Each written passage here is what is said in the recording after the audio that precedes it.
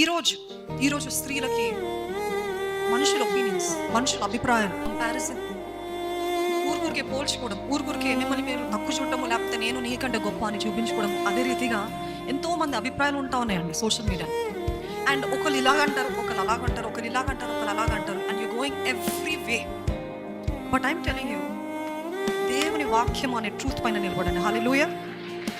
ఏదైనా మారుతుంది, ట్రెండ్స్ మారుతాయి, సోషల్ మీడియా మారుతుంది, అన్నీ మారుతాయి, కానీ ఇది మాత్రం నిన్న నేడు రేపు నిరంతరము ఒకే రీతిగా ఉంటుంది. Hallelujah. Seek the truth of God. దేవుని సత్యాన్ని వెతకండి. వాక్యము తప్ప do not be influenced by anything else. Please do not be influenced. I really have this urge to tell. ఎందుకంటే చాలా మంది వారి కుటుంబాన్ని నాశనం చేసుకుంటున్నారు సోషల్ మీడియా ఇన్ఫ్లుయెన్స్ బట్టి. వారి భవిష్యత్తుని నాశనం చేసుకుంటున్నారు సోషల్ మీడియాని బట్టి.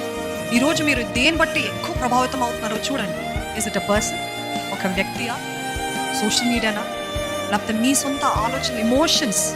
ఎప్పుడు చూసినా నాకు బాగాలేదు, self pity, I am not this, if my parents would have done that. నా జీవితంలో నా తల్లిదండ్రులు అలాగ చేస్తుంటే ఎట్లా ఉండేదాన్ని నేను?